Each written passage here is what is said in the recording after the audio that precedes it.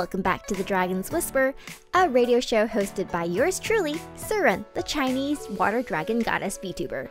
In this show, we talk, well, I talk about random things, and you are forced to listen, and sometimes I also give advice.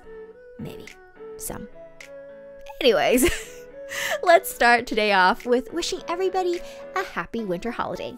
Whether you celebrate the Xmas or not, winter is a great time to spend with your family or curled up in a warm place with a cup of hot chocolate and a good book, or a movie, or drama, or whatever it is that suits your fancy. As people who know me can attest though, I love hot baths. Being a water dragon and all, that stands to reason, right? And winter is the best time for long hot soaks in the tub or a hot spring, especially open air ones in particular. There's just something awesome about submerging yourself in hot water while the air outside is cold. Doubly so if the scenery is good and it's snowing lightly. Something about the difference in the temperature just makes it so very comfortable. And I am totally not going into a rant about hot springs.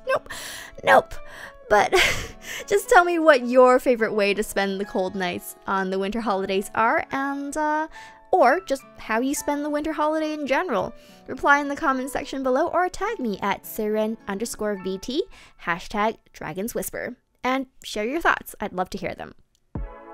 Talking about winter though, can we please talk about the fact that sometimes malls start playing Christmas songs the moment Halloween is over, especially in countries where there is no Thanksgiving. Hong Kong, Japan. I tip my hat to the people working in the malls or shops that start playing Christmas songs early on, because their mental fortitude must be great not to go insane. Or do you just, tune the songs out by the second day? Because as a consumer, it drives me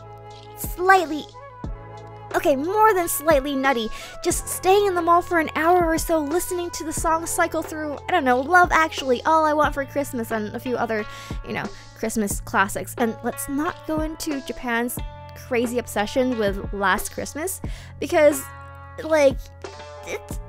I don't know, maybe it's just because I'm only being exposed to it short term as to people who are working there who have long-term exposure. I make it sound like some sort of radio infective, whatever. That might be the reason I haven't built up an immunity yet. What's your take on this? I'm of the opinion that we can totally just limit the playing of Christmas songs on the week of, and not 2 to 3 months before, because who wants to listen to Christmas songs 3 months before Christmas is actually there, right?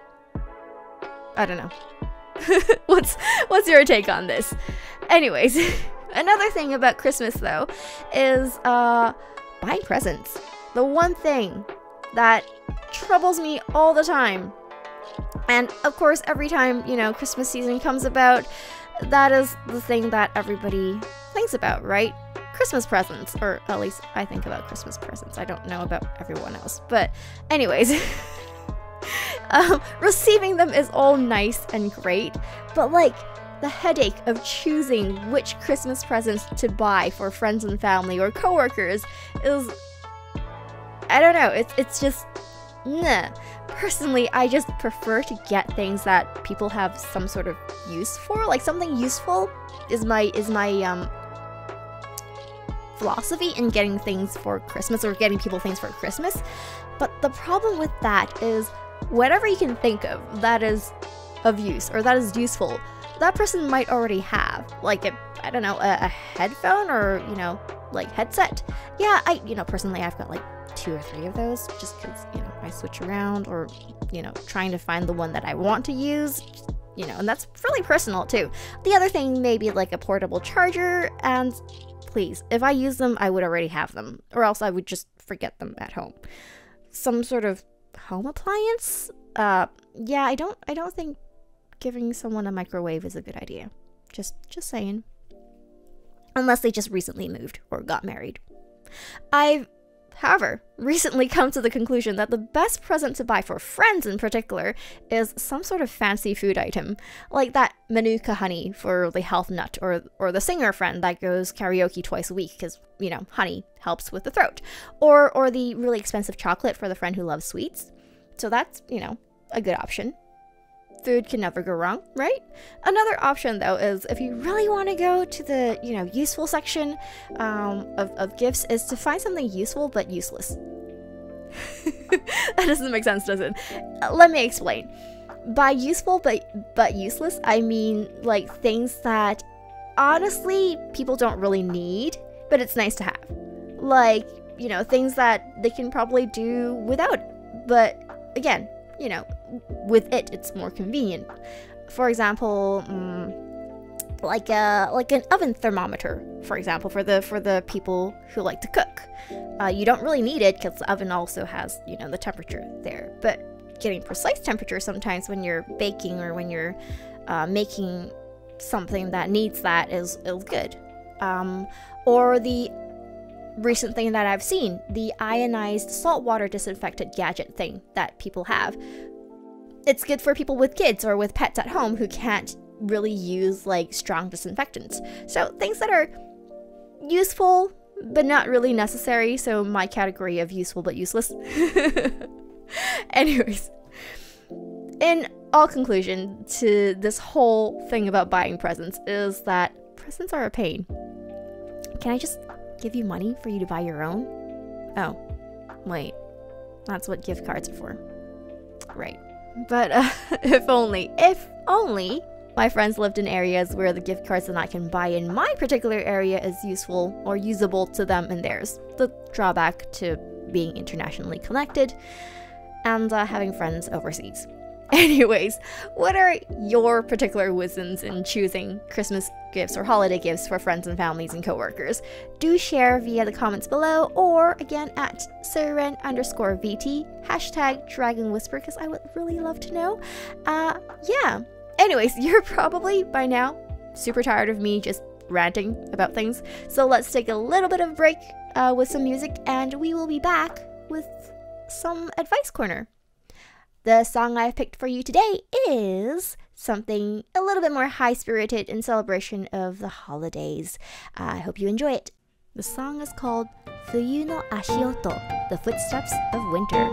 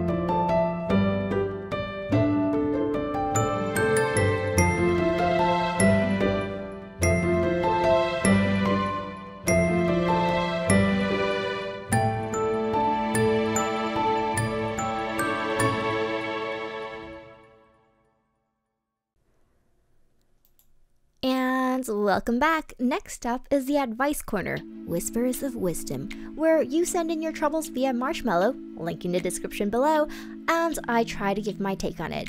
Whether they actually are useful advice is to be seen, but I will try to answer all your concerns as much as I can. But the first question of today is, let's see, what do you think is still the biggest difference between Japanese and English VTuber scene? Since we also have now bigger VTubers forming groups and are having live concerts and or are guests in special events.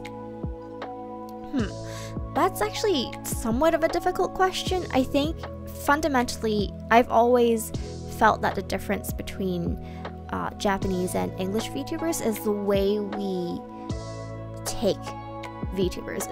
It's the way we use the VTuber concept. Japanese very much is an idol culture. So, and by idol culture, I mean, like, you know, people are willing to pay money to talk to their idols or to, like, you know, shake hands with their idols and that sort of thing. And that actually is reflected in the VTuber scene.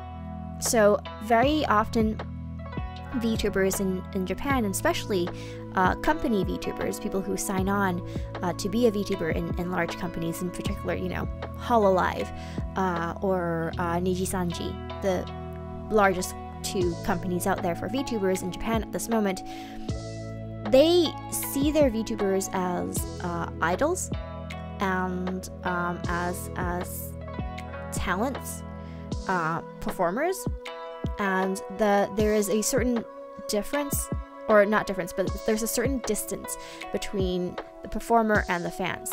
Whereas in the English VTuber scene, it feels more closer than that. Whether or not that's still the case, I don't know, but it feels like, you know, the English VTubers are more like your friends next door, or like, you know, the girl next door, the boy next door sort of feeling. It's like you can just go up and talk to them, and they're more approachable that way. Whereas obviously, you know, there are bigger VTubers now in the English community, and it is kind of like there's some sort of like starstruckness when you try to talk to them, but they still feel like they are people that we can make friends with if they give us the time. No, not that they don't try, because, you know, they do.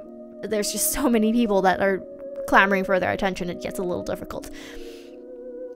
So yeah, so for me, that's the difference between the EN VTuber and the JP VTuber, is the way we take the VTuber concept, where JP is an idol. You are, you know, like, you're a performer, you're an idol, like a voice actress, or like a TV star, celebrity, whatever, or like a singer, idol group, whatever. And the EN is more like, you know, friendly interactions with their friends. Not that the JP is not friendly, it's just a different type of friendly, like a friendly towards my supporters versus friendly towards my friends. So that's what I feel is different in the Japanese and English VTuber scene. Anyways, next question. The horde of plushie, where is it? You're not getting it, it's mine. Next. They're my plushies. Anyways, next question. I know you're a very busy person, so I've always wondered, how do you keep up with it all? I don't. That's the quickest answer I can give you. You'll often see me, especially when we're doing collabs and stuff, me going like, oh shoot, I forgot there's a collab. I'm so sorry. Sorry? So oftentimes I do forget things. I've come to the conclusion that I just need to keep a really, really good schedule and stick to it. Try to stick to it anyways. In particular for meetings or stream schedules or collab schedules, just having some sort of like scheduled like a time frame for you to work with makes it easier. Also, checklists are very useful. Whether you keep them updated or not, or whether you actually do set checklists or not, is another matter altogether, because sometimes, you know, you leave things, but you know it's there. Like, knowing certain things are there is better than forgetting that they ever existed. So that's how I keep up with it. I guess if you know, keeping up is the proper phrase for it. Just having organization, I guess. And I'm not the best person to be to say that I'm good at organizing. I am not. I am a horrible organizer. I get sidetracked, I get distracted, I procrastinate. However, I always know that, you know, the things that I need to do is always in front of me, so I know that I have them and I won't forget. And I'll just, you know, wait till the last minute to do them. Does that help? I don't think I'm a very good advice for that. Anyways. Next question. This is more of an art question than I've seen on here so far, so I hope it's still legible. Yeah, it's fine. I'm learning art right now, and I'm trying to learn to draw people, and there is one part that still causes me hardship, and I think it may be one you have wisdom of. Do you have any tips to draw the chest area on female characters? I'm not really sure how to even start it, and if possible, a way to stop embarrassment when drawing such. I understand if you refrain from answering this question because of the content. I mean, it's not a big deal, but it is a funny question. The only thing I can give you advice on with regards to that is the chest area follows, obviously, the chest. So whichever direction you turn, remember it is three-dimensional, not just flat. So it does turn with the body. The other thing is gravity is a thing, guys. Gravity is a thing. So things that are heavy goes down. They do not float. Just throwing it out there. I mean, there are bras, push-up ones, that are very useful for keeping things perky.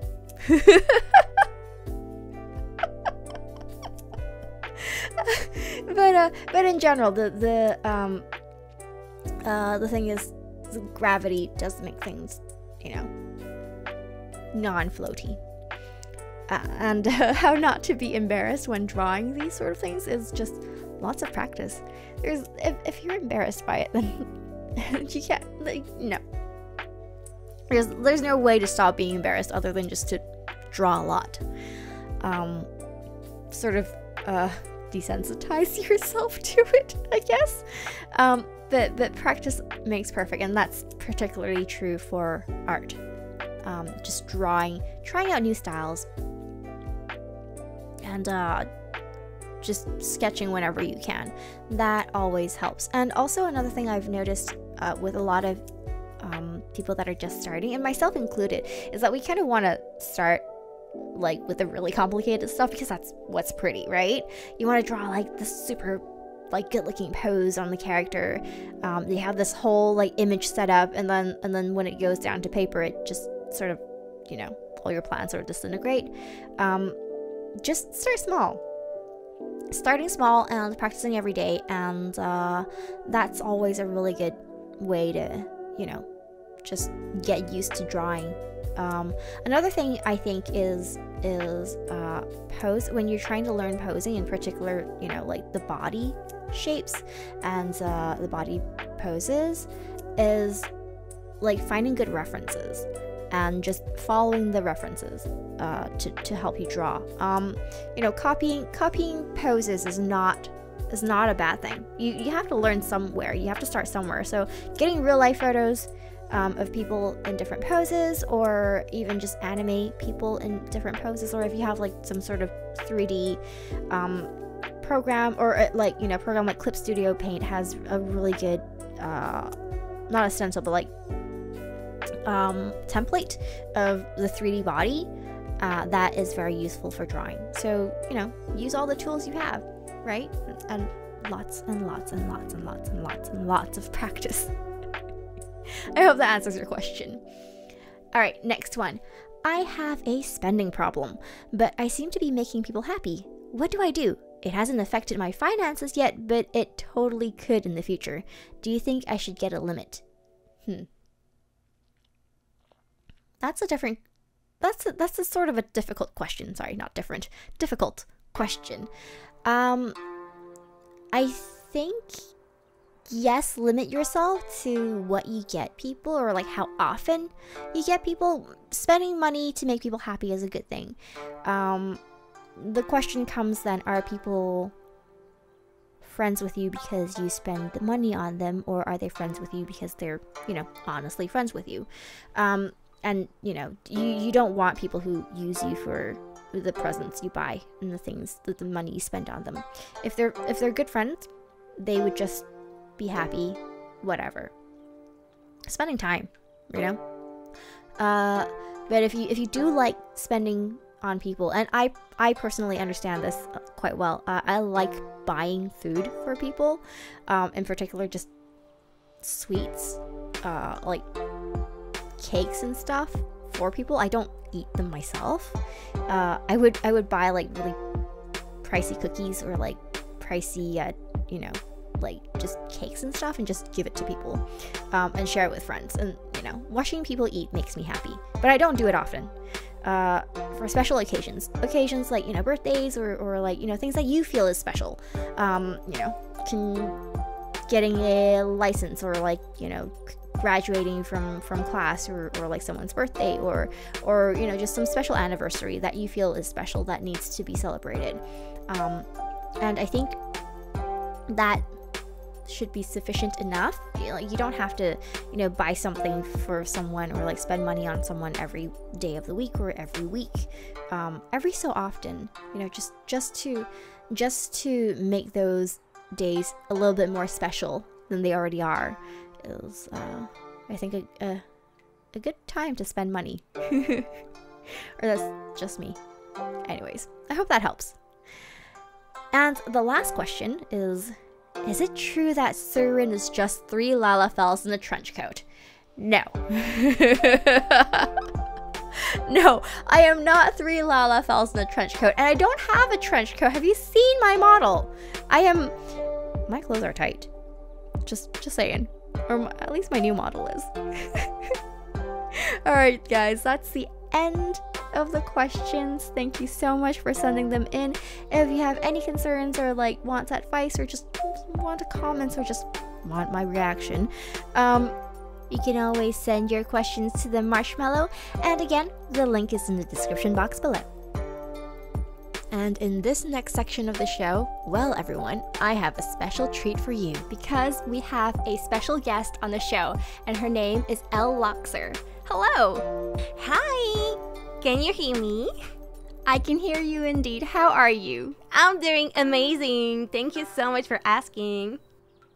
And thank you so much for being on the show. So Elle Loxer is a V singer, and she has agreed to come to the interview today. Yes. Thank you for inviting me. Now, do you mind giving me like a self-introduction? Sure. So, my name is Elle Loxer. I am a V singer that just debuted last week. So, I'm a very newbie in this like whole place and atmosphere. So, thank you so much for inviting me. It means a lot. And I'm actually a trilingual V singer, singing in French, Japanese, and English. So, please feel free to come talk to me with that language you're more at ease with. Wow. Okay, 3 languages. That is awesome. Yes, thank you. So you started just 3 weeks ago. That's not long ago. How have you, how do you think about the VTubing community so far? So it's not been 3 weeks, just 1 week actually. That's crazy. Oh, okay, 1 week. Okay, my bad. And no, don't worry. And for the moment, like the VTubing community is just like, everyone is just so nice. That's like, it feels really weird. I was expecting like a lot more of like, chaotic being people and everything, but like when you just talk to everyone like just like one per one, everyone is just so nice and so welcoming, so I love it already. Oh, I'm glad you like it. Well, the VTubing community welcomes you, and I'm pretty sure I speak for everyone when I say we would love for you to stick around and get yourself like stuck into the little corners of our community, because we are a crazy lot. Oh my god, I would love to do that for as long as I can. So, so let me just first ask you. I know you've been you created your first original song, and that's called Vtuber Anthem. Yes. But correct. before that, have you always done music? Like, when have you started to do music? So actually this one is like my real first original song. I'm mostly like just a normal singer. So I sing, it's been like maybe, I don't know, maybe more than 12 years that I've been like singing and everything. So usually I just sing for people or for companies or for whatever. And I never really had the chance to just make my own music. And so I wanted to try it out with like, to celebrate kind of like the new me and being a VTuber and everything. So that's why I created that song particularly, yeah. Oh wow, that sounds awesome. So you've been singing for a while now, but this is your first original song. Yes, correct. And have you found it difficult to create your own original song? So, for this song, I had the chance to know.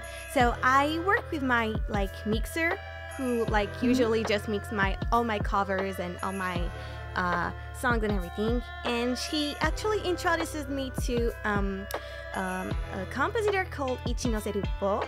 And so I asked him if he could help me write my first song and everything. So I explained him that I'm a newbie and everything, and so he was really patient, really nice. So I mean, most of the stuff I asked him, like I'd love to do like very bubbly pop song, and he was like, okay, let me try that and that, and was like, maybe try this sound and this one, and you know. And so it was like a work between me, him, and my mixer.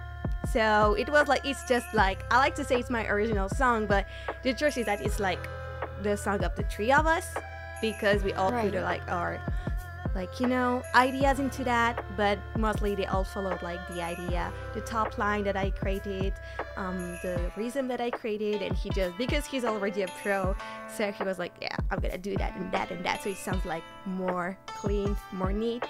And so I wrote the lyrics and everything and sung it at the end, and that's just how it came out. That was like a very exciting project that we've been working for very long, so I'm very excited that it's finally been released. Well, I'm glad it was released as well, because it is a really good song. Oh, thank you.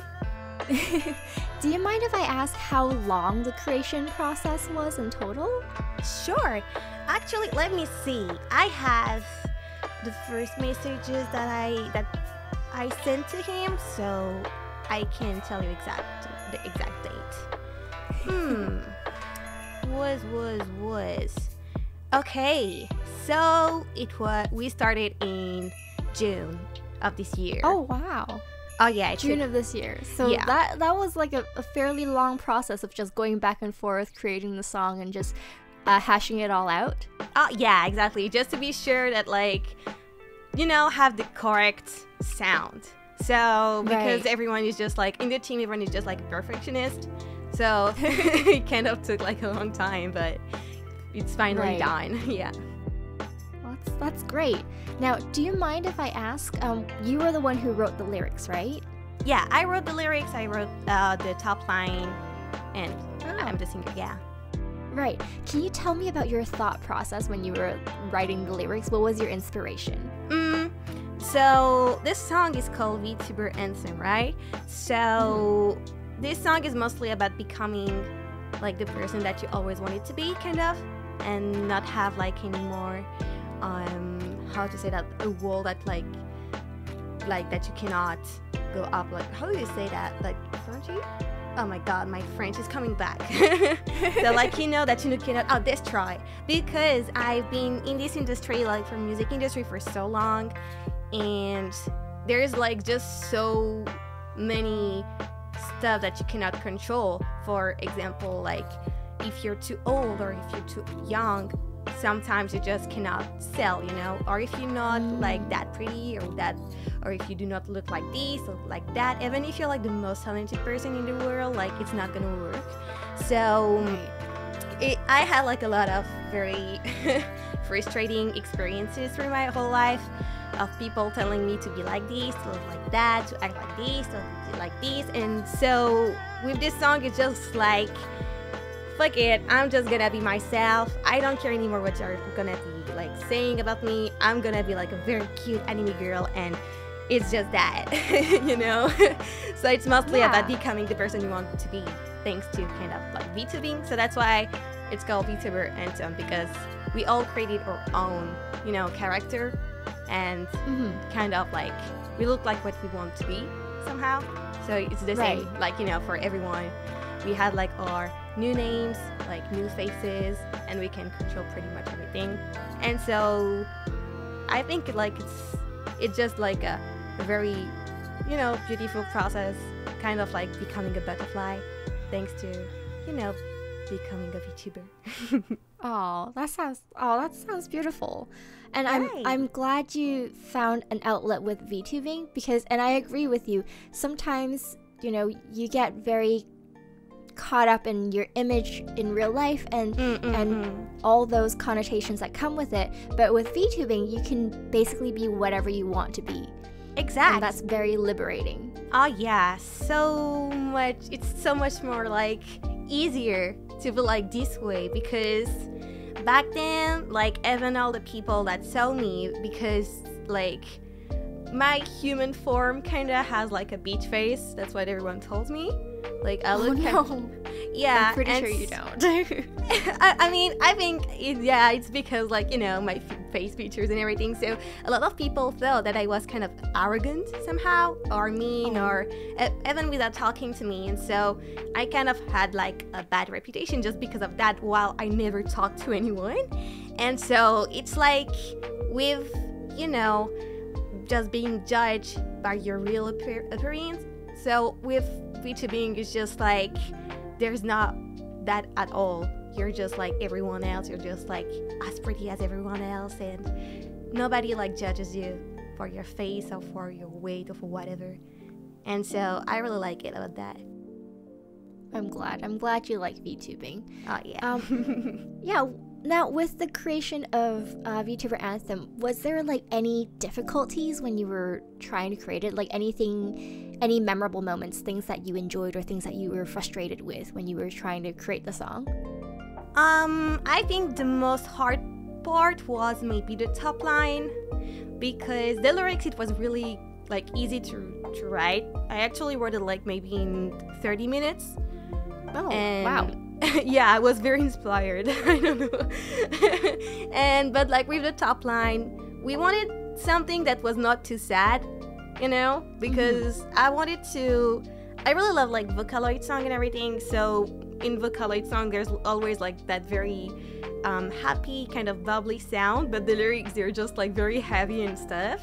And I kind of like that, you know, that gap. And so I see. And that's why I like also wanted like something very bubbly, very pop, that you could listen and be like very happy while listening. But when you look at the lyrics and think a little bit more, you're like, oh shit, you know. So yeah, the top line was quite hard to create. We actually like made a lot of version of that. So that's what took the most like time, I think. I see. Now for those of us who are not musically or music creation inclined, the top line is basically the melody. Yeah, the melody. The Yeah, the melody that you sing. Yeah, instrumental. You have the instrumental of the song, so it's like just the background music without any like the main melody, and the top line is just the melody that you will sing and that you will add lyrics. So that one is, I see. Yeah, it's that one that was hard to do. Okay. Yeah. Well, I think you have achieved your goal, because the song is very catchy and very, very poppy and very bubbly. Oh, thank you. Makes me so happy. Well, can I ask what your future plans are, like in terms of music or even just VTubing? Sure. So, I really want to continue making my own original songs. I'm not like a musician. I don't really know how to play any instruments. I learned when I was like very young, but I just like kind of gave up when I was like very young as well, because I was like, meh, never gonna use that in my whole life, and now I'm just like regretting that decision. But yeah, I really want to continue doing original songs with like also very talented compositors, and just work together like I did like with Vtuber Anthem, because I have a lot of friends who are like compositors, but they're not very like famous, or they don't have like their, they're just like using Vocaloid and everything, and I'm like, but you could be so much more like big if you just use like a singer or whatever to sing your song. And so I really want to introduce them to the world, and to make them famous as well, kind of. Like I really support them. I'm so fan of my friends. I'm like, oh my god, they're so talented. Please work with me. And so I just want to do a lot of original songs with them, and also just like streaming and being able to just create my own community and make a lot of amazing stuff. That's mostly what I want to do. Also, maybe one day, I don't know, but sometimes I think I dream about that, but like, will be so great to one day perhaps do like a collaboration with Ariana Grande and a VTuber, like. Oh, that would be awesome. I know, right? I will support you all the way. Going to Coachella with my 3D model, let's go. That would be really cool. And I do hope that you do invite a lot of your composer friends into the VTubing world, because we need more composers and musicians, and a lot more of these sort of people in the VTubing world to help wonderful VTubers who I know are awesome singers but just never had the chance to create their own music because they just don't know where to start. Right? So I think like all those friends, like they don't really have like confidence in their own talent, so I just want like to help them be more confident and be like, hey, look, there's that many people who listen to your song and who loves it. Please do more. Yeah, for sure. Well, I look forward to that, and I look forward to your future songs as well. Oh, thank you. Now, as a final thing, is there anything you want to say to your friend? Bleh, I can't speak. Is there anything you want to say to your fans? Well, I don't know if I have any fans at the moment, but I would love to make some more. So feel free to come, just say hi, chat with me. As I said, I can speak the language that you want. I'm not really good with Spanish, but I can try. And let's just have a lot of fun and just create amazing memories together. Well, everyone, this is Elle Loxer. Thank you so much for being here in this interview, and we are going to play her song, VTuber Anthem. Stay tuned, and if you like it, go to her channel, click like, subscribe, and support her music. Subscribe to Suiren as well, guys. Alright, thank you so much. Thank you. This world is the one that I created, and when I decode to me all, I should look away. And who cares about you look away? Can I sit that it away? 좋아, 기분이 시끄. 날 내다 간지가 수놓 on this way. And look around, just another way that leads to my sound. Can I see it?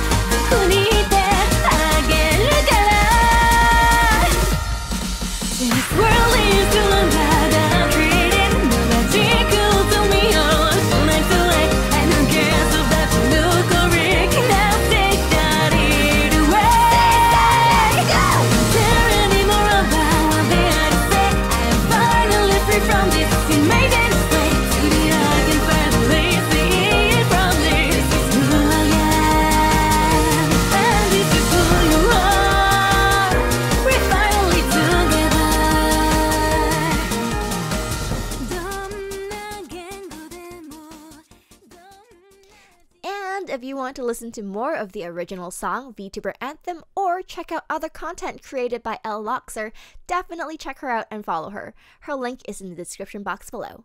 Now then, everyone. Up next is the radio drama Thomas Wants a Break. Let's check up on our reluctant hero and see what's going on in his life now that he's been isekai'd into the world of T-aldehyde.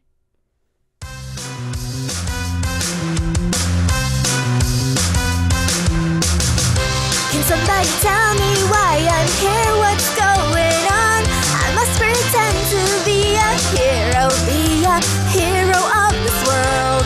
Seraphine, take me home where I belong, where I belong, where I belong, where I belong, where I belong, oh, where I belong, where I belong.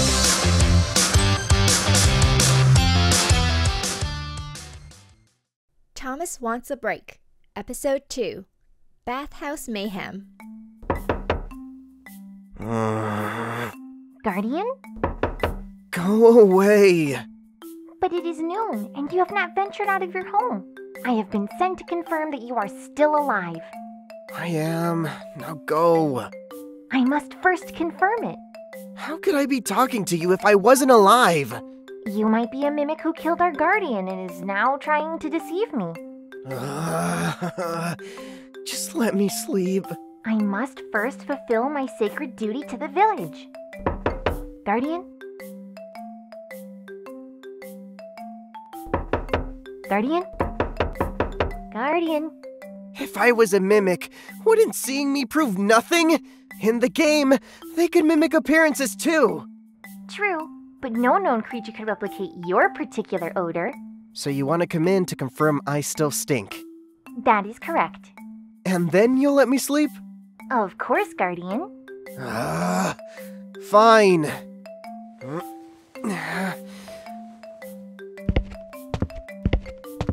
Well, I can confirm that you are not a mimic. Incidentally, the village does have baths. Perhaps you would care to partake in one before we begin our daily tasks? huh? Wait, what daily tasks? As guardian of T-aldehyde, you are now also the ruler of the town of Malhandival. That position comes with many responsibilities. Oh, joy. It is a great honor indeed. And fear not, Guardian, for I will guide you through your many duties, just as I did back when you were communicating to us through the digital box.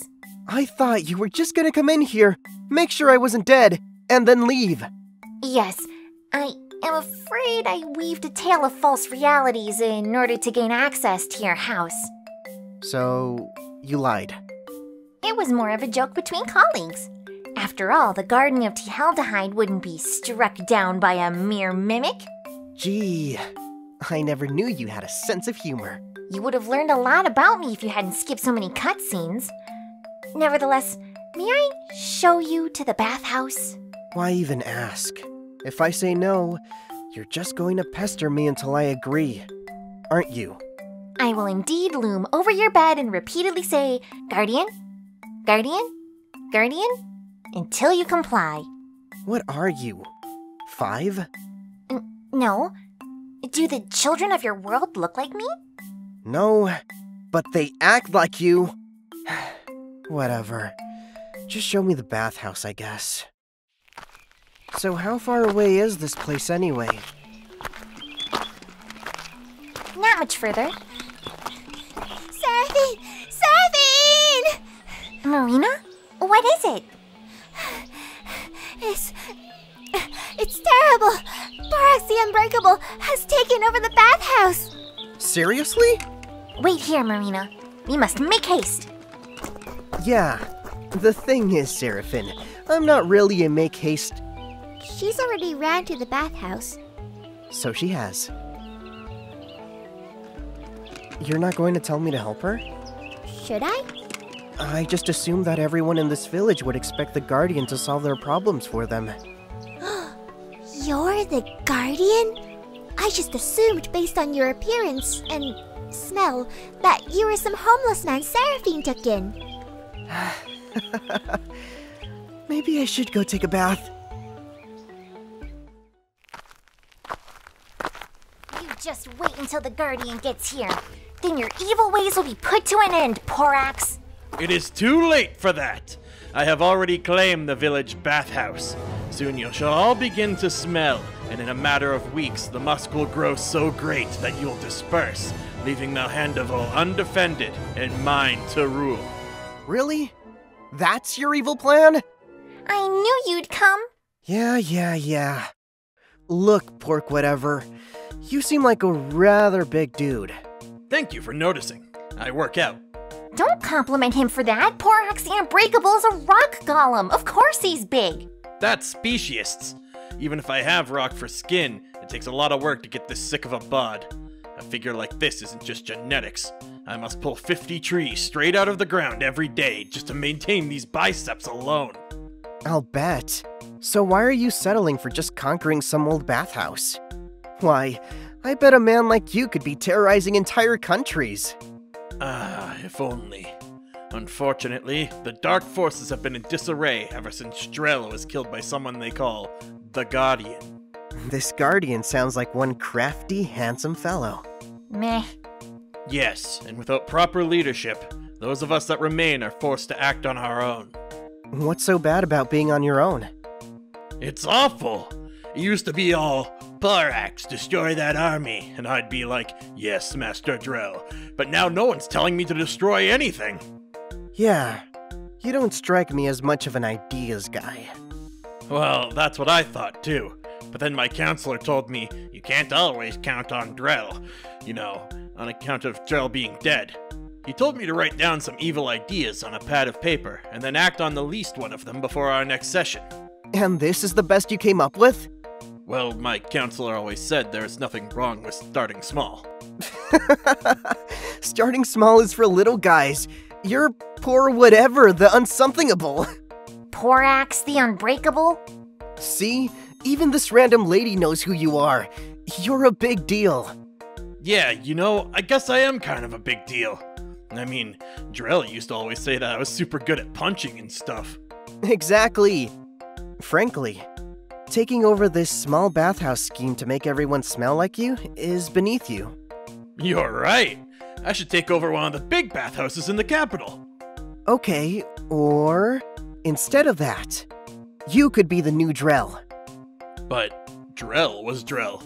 Yeah, but you can be the new Drell. So, you're saying I should change my name? No. Hey, Seraphine, can you help me out? I want no part in this. Look, what I'm saying is that there's an evil leadership vacuum that you should fill. So, I could be the new ruler of the dark forces? Exactly. And then my father will finally love me. I mean, maybe. It's possible. Thank you, kind sir. When the dark hour descends and the slaughter of all humans commences, I'll try my best not to break most of your bones. That's very considerate of you. So, I guess you'll be leaving now? Oh yes, I have lots to do. You two can have the bathhouse back. Thank you. Seraphine, thank the nice rock monster for returning the bathhouse. Thanks.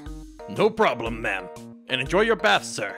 It must have been a while given, you know, your current state. Wait, are you saying I smell too? You don't even have a nose! You have the kind of odor that can be seen. Farewell, until I return someday with an army of doom. Goodbye! Nice guy. If anyone asks how Porax the Unbreakable was vanquished, just let me do the talking.